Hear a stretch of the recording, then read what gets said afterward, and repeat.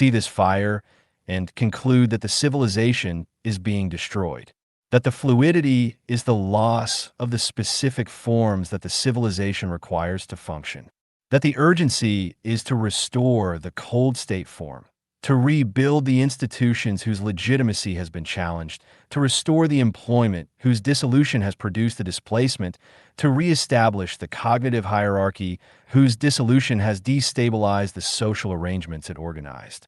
This is the uninitiated's response to the forge, is the response that will fail. Not because restoration is never the right response to change. There are conditions in which the specific form that change has dissolved was the right form, and the restoration of that form is the correct response to its dissolution.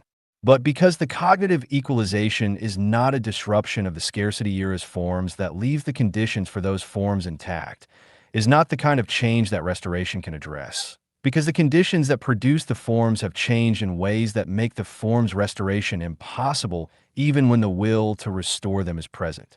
The information asymmetry that made the cognitive hierarchy's authority legitimate is not temporarily disrupted. It is structurally dissolved by the AI tools that are making sophisticated analysis available to everyone who claims them. And the dissolution is irreversible in the specific sense that no institutional arrangement can recreate the scarcity of analytical capacity that the hierarchy's legitimacy required once the tools that dissolve it are present in the world.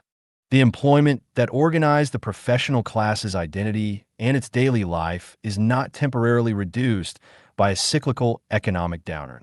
It is structurally transformed by the same tools, and the transformation is producing a different relationship between the human and the function, a different configuration of what humans do and what automated systems do.